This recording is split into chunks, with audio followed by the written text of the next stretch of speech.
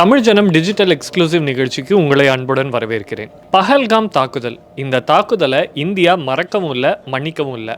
Operation சிந்தூரை தற்காலிகமாக India நிறுத்தியிருந்தாலும் இந்த பஹல்காம் தாக்குதலுக்கு காரணமான அந்த பயங்கரவாதிகளை தொடர்ந்து இந்தியா வேட்டையாடிக்கிட்டு தான் இருக்குது. அந்த வகையில் ஒரு லேட்டஸ்ட் அப்டேட் கிடச்சிருக்கு.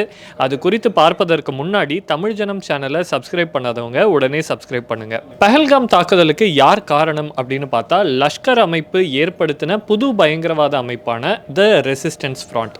இந்த ரெசிஸ்டன்ஸ் ஃப்ரண்ட்டை உருவாக்குனது யார் அப்படின்னு பார்த்தா, சஜத் குல் அப்படின்னு சொல்லிட்டு ஒரு பயங்கரவாதி தான் இதை தொடங்கியிருக்கார். இந்த பயங்கரவாதி தொடர்புடைய இடங்களை அலசிக்கிட்டு இருந்த காவல்துறைக்கு ஒரு முக்கியமான விஷயம் சமீபத்தில் தெரிய வந்துச்சு. அது என்ன அப்படின்னா, காஷ்மீரோட குஷிபுரா பகுதியில் இருக்கக்கூடிய ஒரு வீடு. அது சாதாரண வீடு இல்லை, கிட்டத்தட்ட 2 கோடி மதிப்பு மிக்க ஒரு வீடு. அந்த வீடு யாருடைய பேரில் இருந்திருக்கு அப்படின்னு பார்த்தா, குலாம் முகமது ஷேக். இவர் வேற யாருமே இல்லை, இந்த ரெசிஸ்டன்ஸ் ஃப்ரண்ட் அப்படின்ற பயங்கரவாத அமைப்பை தொடங்கின சஜத் குல்லோட அப்பா தான் இவர்.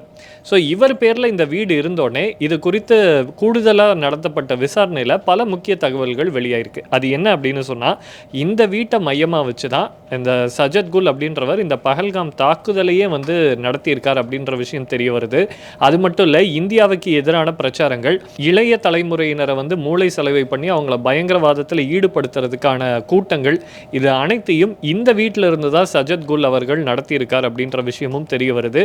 இதையடுத்து ப்ரிவென்ஷன் ஆஃப் அன்லாஃபுல் ஆக்டிவிட்டி சட்டத்தின் கீழே இந்த ப்ராப்பர்ட்டியை அட்டாச் பண்ணியிருக்கு காஷ்மீர் காவல்துறை. முன்னாடி பயங்கரவாத தாக்குதல் நடந்தது அப்படின்னு சொன்னால், அந்த தாக்குதலுக்கு காரணமான பயங்கரவாதிகள் மேலே மட்டும்தான் காவல்துறை நடவடிக்கை எடுக்கும்.